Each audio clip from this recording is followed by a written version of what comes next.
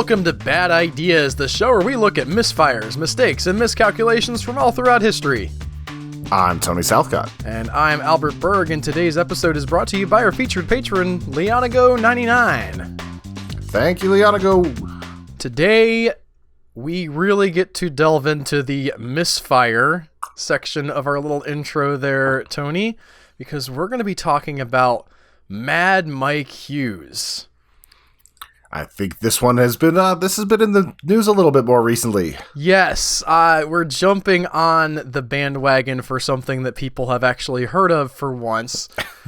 And if somehow you haven't heard of Mike Hughes, you should know that he is a flat earther and a daredevil.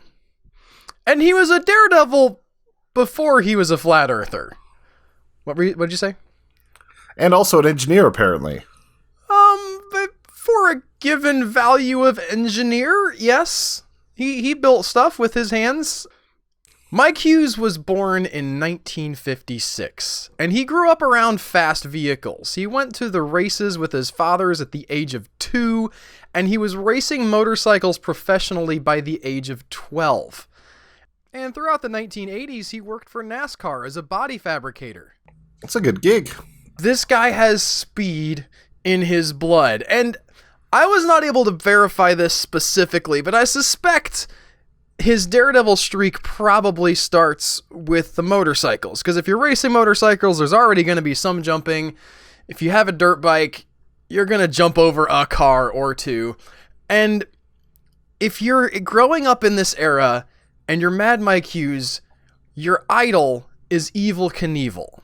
And for those of you who don't know, Evel Knievel, famous motorcycle jumper. He jumped over a bunch of stuff, and eventually he tried to jump over the Snake River Canyon with the rocket-powered motorcycle and failed. And Mike Hughes has this idea of trying to make a name for himself as a daredevil.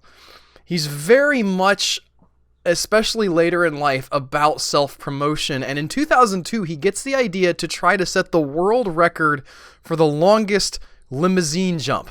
So specific. It's the magic of this idea is that nobody else had ever set a world record for the longest limousine jump. So, you know, as long as you don't like hop 3 feet and just make a fool out of yourself, you've got a pretty open shot, at least for the first time, to set this world record. So he calls up Guinness and he says, hey, listen, I want to set a record. And it's interesting because the Guinness Book of World Records has actually kind of made this their business plan of inventing world records that you can win. But Mike Hughes is a little bit... You have to pay them like a $10,000 consulting fee to come out and verify the record? Yes. Mike Hughes is a little bit ahead of the curve on this, and he comes up with a record nobody's ever had before, and he completes this limo jump and sets a record of 103 feet. And doesn't stop there, then goes on to use this world record to promote his Las Vegas limo chauffeur service, advertising himself as the most famous limo driver in the world.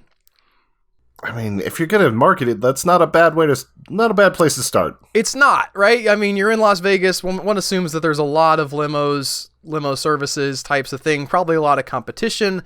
If you've got an angle and can say, hey, listen, I'm a special limo driver. Sure, you could get a better price from that guy down the road. Has that guy jumped a limousine 103 feet into a pile of tires?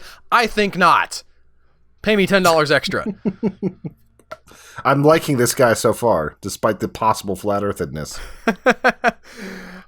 I like him quite a bit too, Tony. It's a weird balance. In a lot of these episodes, we come across characters and situations where you can't endorse the person fully, but there is some aspect of them that you admire. And this guy definitely is brave and ambitious and is willing to put work to his plans. Yes, he's got moxie. There's something about him that's very interesting and charming. Yes, those are all aspects that we could admire, even if other aspects of his personality are less than savory.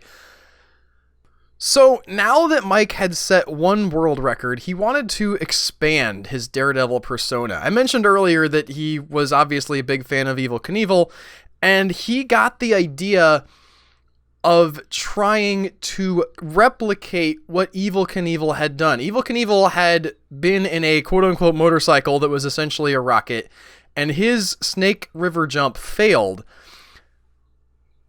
What Mike decides to do is build the quote-unquote Sky Limo, which is also just a rocket, and try to launch himself across a canyon similar to the way that Evel Knievel does. But he's not able to do the canyon jump to start with, so instead he just launches himself at an expo somewhere 1,300 feet into the air.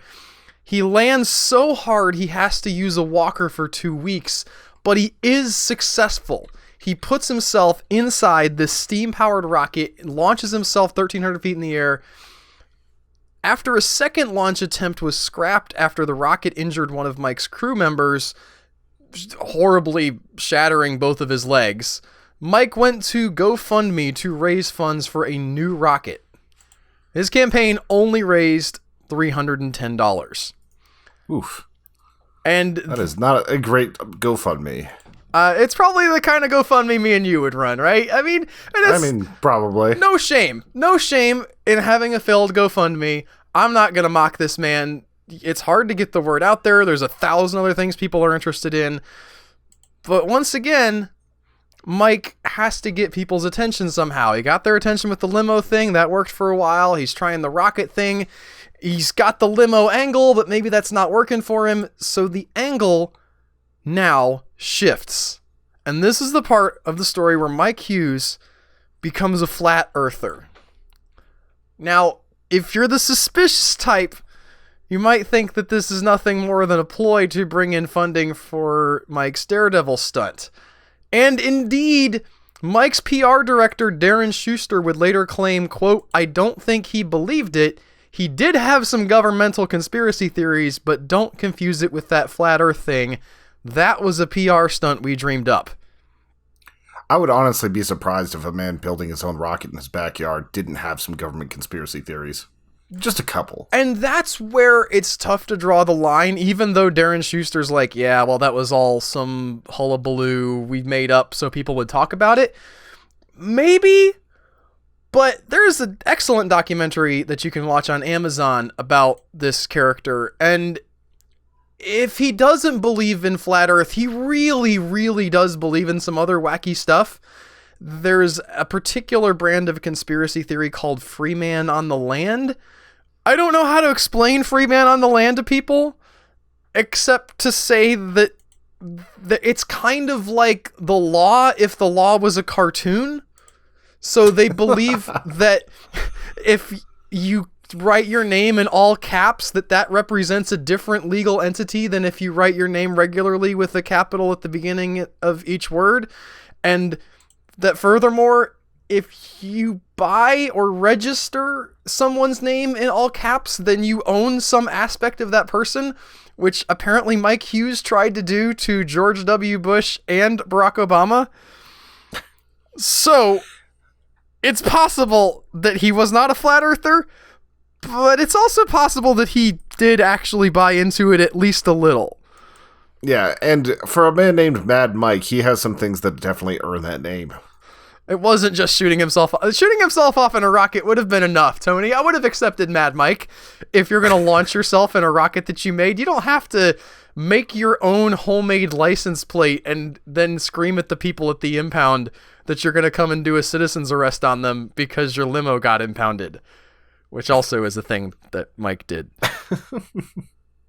I'm wondering, is there a history of CTE with this man? I don't know what CTE is. Think of what football players get from repeated head concussion injuries. stuff. Maybe. Yeah. Or he might just be, kind of a typical Rust Belt sort of need to see it for myself. The government's conspiring against me. I mean, there's a certain segment of the population that this kind of thing really appeals to, and Mike seems like he just fits into that. True. Again, not to diss him in many other respects. I don't agree with a lot of the stuff he believed, but that doesn't mean he was, stupid. Yeah. I just, everything I hear makes me want to have, a barbecue with him.